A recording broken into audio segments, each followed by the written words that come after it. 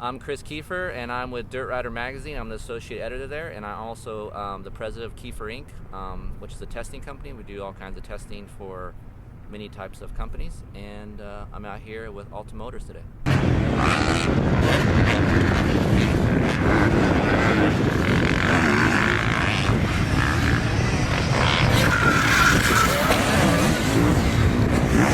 What's cool about having throttle maps on the fly is, you can go to many different types of tracks and the weather. You can't predict the weather. You go to a track that's muddy, you want something with a little heavier flywheel weight feeling and a little bit more smoother, and you want more feeling out of the rear wheel, more traction. And then you get the days where it's real tacky and grippy and you want maximum power because you can get it to the ground. So what's cool about having those 4 optional maps is you can pick and choose what you want. And here today is kind of dry, so I'm still either on map 3 or 4 just because I want some more pull out of a corner to jump some of these bigger jumps. And adjustability is the word I'm looking for. It's really good to have adjustability.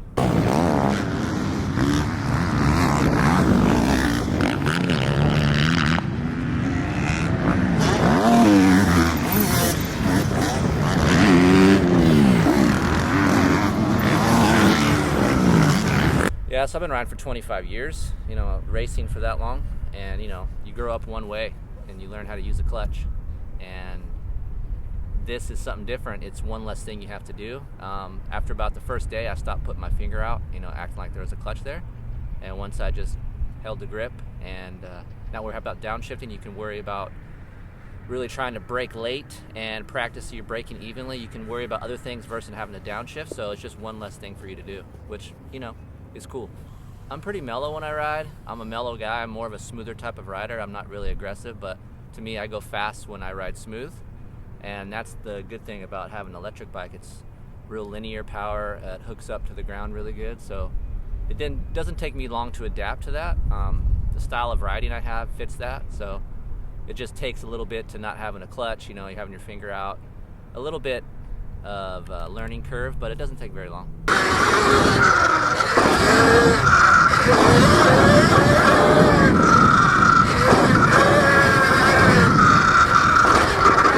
With anything you ride, you want consistency. There's so many variables in motocross that you want to take as many as you can out.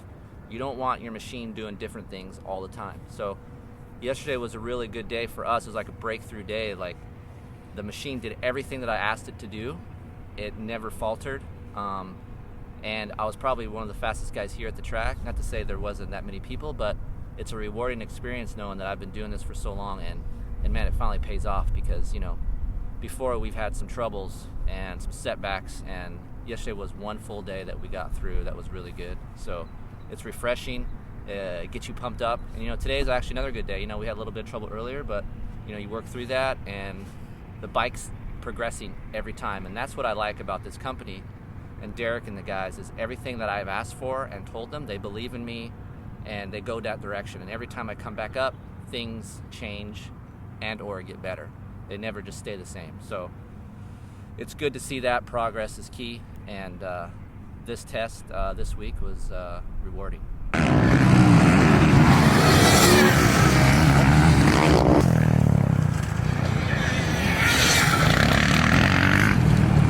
One guy came up to me, he's like, I saw you, and then all of a sudden you passed me, and he's like, I was waiting to hear the motor, and I didn't hear it, so he's like, oh, then I knew who it was, and it's an electric bike, so it's cool, and it's unknown for the guy you're passing, so you can, you can yell at them, and they can hear you really, really easy, so it's a cool feeling going fast on something that's not normal. That's the cool feeling. Yesterday was my first day out here testing, and just from the last time, the bike has improved dramatically with overall power. The balance of the chassis feels better with the shock change that they made. It was an open practice day, and the Alta bike held its own against some of the faster guys out here. Lap times were comparable to everybody else's, and it's just fun to see the people's faces when they look at the bike. They can't believe it's an electric bike and it goes that good. So it's capable of doing it. It's just a matter of getting people to believe in the product.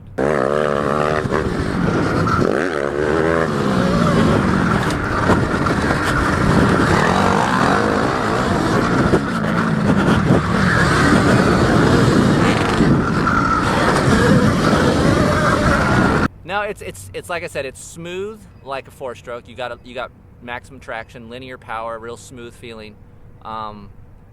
Pulls, actually pulls pretty far. But you got to kind of be aggressive with it. You got to maybe ride it a little bit more aggressive than a 4-stroke, just to get out of the hole a little bit. We're looking for more power, just on really tilled up days to get you better out of the hole.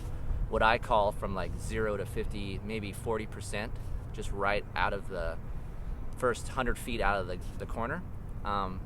So you got to kind of ride it like a 2-stroke, but yet it's capable of really smooth power. So it's in between. It's hard to judge one or the other, but it's its own brand. It's unique.